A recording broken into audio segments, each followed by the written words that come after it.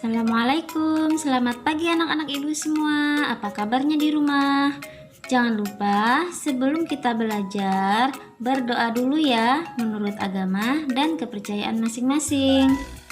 Hari ini kita akan melanjutkan pembelajaran kita tema 5 subtema 3 pembelajaran 3, yaitu tentang dampak perubahan musim hujan pada lingkungan dan dampak perubahan musim kemarau pada lingkungan, serta kita akan belajar kalimat efektif.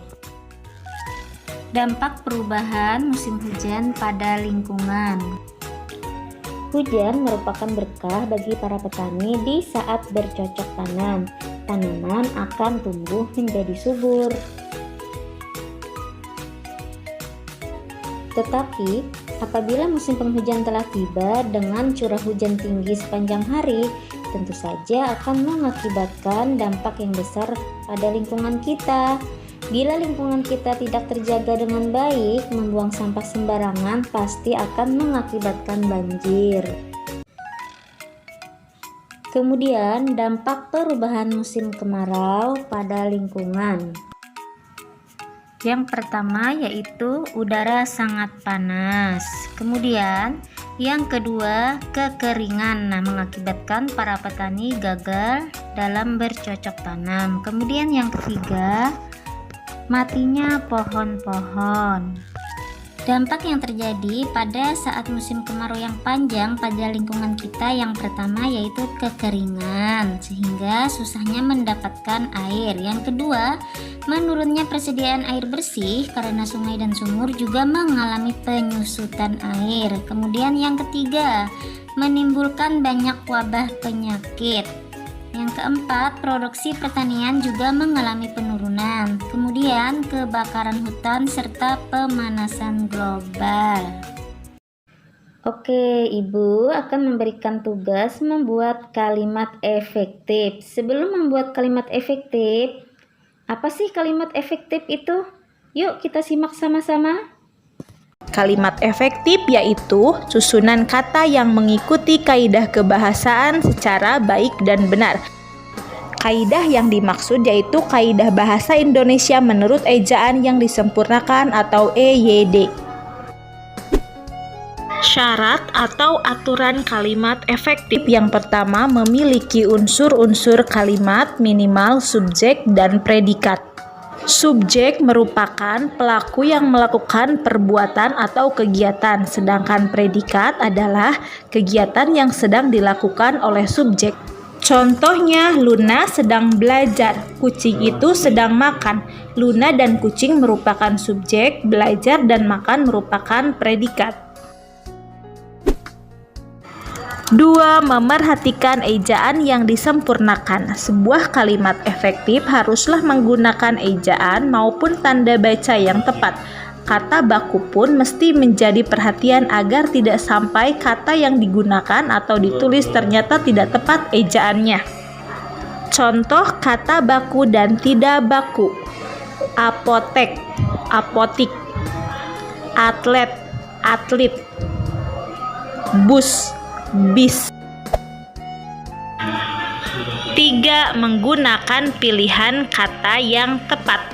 4. Memiliki kehematan kata. Salah satu syarat kalimat efektif adalah ringkas dan tidak bertele-tele. Pemborosan kata pada suatu kalimat akan membuat kalimat menjadi tidak efektif. Ciri-ciri kalimat efektif. 1. Menghindari kata depan di, ke, sebagai, sebelum subjek. Contoh, di balai pertemuan bapak-bapak sedang melakukan musyawarah. Kalimat tersebut tidak efektif karena berawalan di awal kalimat. Kalimat yang efektifnya yaitu bapak-bapak sedang melakukan musyawarah di balai pertemuan. Apabila kita bandingkan dengan kalimat di atas, terdapat perbedaan pola kalimat. Kalimat di atas dimulai dari keterangan tempat, sedangkan kalimat efektif yang di bawah dimulai dari subjek, predikat, dan keterangan tempat. 2. tidak ada subjek ganda. Contohnya, pembangunan jembatan itu para pekerja dibantu oleh warga desa. Kalimat tersebut tidak efektif. Kalimat yang efektif yaitu dalam membangun jembatan itu para pekerja dibantu oleh warga desa. Jika kita amati pola pada kedua kalimat tersebut yaitu S berarti subjek, P predikat, dan O adalah objek. Subjek pada kalimat pertama ada 2, sehingga kalimat tersebut tidak efektif. 3. Singkat dan jelas. Mereka sedang membahas daripada soal-soal yang diberikan guru. Kalimat tersebut tidak efektif.